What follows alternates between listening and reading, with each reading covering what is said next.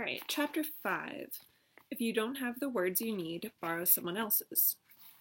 Sometimes. At home, I line Jason's blank cards on my desk, ready to draw, but choosing words is harder than I thought. 7 white squares full of possibility. I look around my bedroom for ideas, from the checkered rug on my floor to the calendar of Georgia O'Keeffe flower paintings Dad bought me at the art museum he took me to last summer. That's my dream, to be an artist and have people gasp when they see my paintings, like I do on the first day of each new month. I have a tiny clothespin at the bottom of the calendar pages so I don't cheat and peek ahead. I want each month's flower to be a surprise. On my door is a long mirror surrounded with colored sticky note reminders. My library books are due. Bring fine money.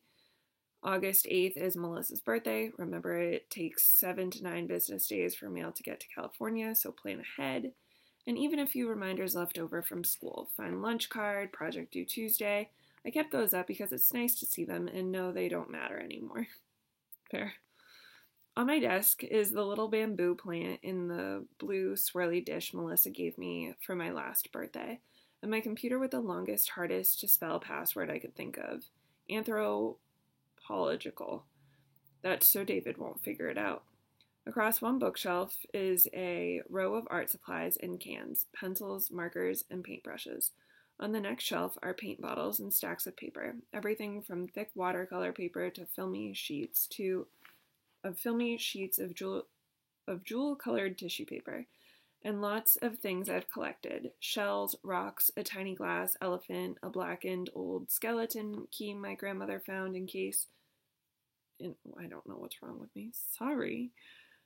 Key my grandmother found in a chest, but which unlocks nothing. I kept it because I like how it feels in my hand, the heart shape of the top and the jagged teeth at the bottom, and because not everything worth keeping has to be useful.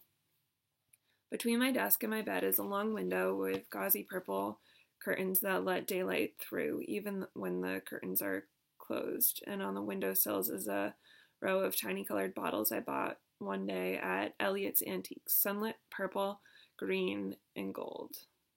So that's kind of like, see that curtain? That's kind of like what they're talking about, but purple.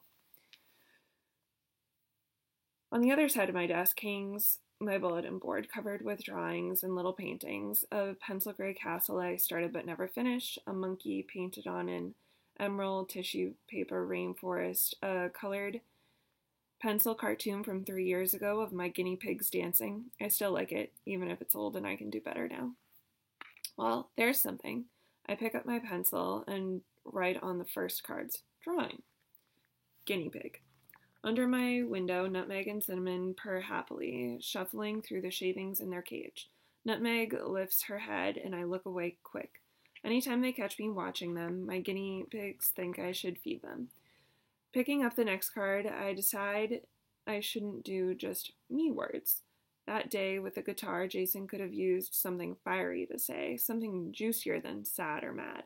A string of words pop to mind, but I don't want to get in trouble with his mother, so I choose gross, awesome, stinks a big one. I'm not going to show these to Mom, especially the last one. I don't remember seeing exclamation points on any of Jason's other cards, but awesome with a period doesn't seem right. And if gross has 1 exclamation point, stinks a big one needs at least 3. My pen hovers over the 6th card. I could do another favorite, raspberry sherbet, or ice skating, or goldfish. I look past my messy closet. Open closet doors carefully. Sometimes things fall out. To the CDs, cassettes, and books lining the shelves near my bed, but Jason already has book and music, and who knows if he even likes raspberry sherbet. I could pick words around the clinic, hallway, or bookshelf, or magazine, or I could do funny words like hoity-toity, or angry ones like, oh yeah, or hurt ones like, I didn't mean to. There's a gazillion words and phrases I could choose, and none of them seem worth one of my 2 last cards. So I push the blank cards aside and draw pictures for the others. Drawing a guinea pig is easy. I sketch an oval, fat and compact, add black eyes, tiny rounded ears, tucked under feet in a mess of every which way hair, a furry baked potato. The other words are harder. What does awesome look like? A smiley face, a sunrise, a double hot fudge sundae? My door creaks open a couple inches. A brown eye peeks through the crack. David never remembers to knock. It irritates me so much I tape this rule right above my doorknob. This is Catherine's room. David must knock. No toys in the fish tank, he says. I pull forward one of my 2 blank cards and write in big block letters an unbendable, sharp-cornered David word. Rule. By the time I get to the living room, David's already crouched in front of the fish tank, his smiling face reflected in the glass. Out the window behind the aquarium, I see Mom in the yard talking to the mailman. And in the fish tank, one of my old Barbie dolls sits on the gravel, her arm raised in a friendly wave, as though she spotted Ken across the living room and is inviting him to join her. And don't forget the scuba equipment, darling. Barbie's pink lipstick smile beams through the water, her long hair floating around her like a tangle of white blonde kelp. The goldfish nibble at it, and Barbie, queen of the fishies, waves cheerfully. The goldfish are used to David dropping strange beings into their tank. They're always swimming over to check out the newest arrival and try to eat it. When that doesn't work, they accept it, along with their usual plastic plants and little castle. Remember the rule. I flip open the top of the aquarium. No toys in the fish tank. David nods, but I'm not fooled. He may not buy into the fish tank rule, but he's got this one down on pat. If you want someone to leave you alone, agree with her. You can only put things in here that belong, I explain, like stuff you buy at a pet store. That's all that goes into the fish tank. David leans in for a closer view as I pull Barbie up through the water. Willpower is trying not to do something that you really want to do, said Frog. He glances at me, hopeful. Mom says David will never learn to talk right if we keep letting him borrow words, but his face is so full of, please?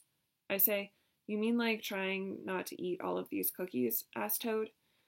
Water from Barbie's hair trickles down my arm as I hold her over the fish tank, waiting for the dripping to stop. Through the window, I notice Mom's gone and the girl next door is in her yard with Debbie Deshane. With Ryan Deshane. He points at my house and the girl spins around. She waves. I drop Barbie to wave back. No toys in the fish tank. David cries. It's wet. It's okay. I say out of the corner of my smile. It was an accident. I'll get her back out. Ryan keeps talking, his hands moving like he is explaining something. I hope he isn't saying things about me, especially not how I yelled at him when he called David a retard on the bus.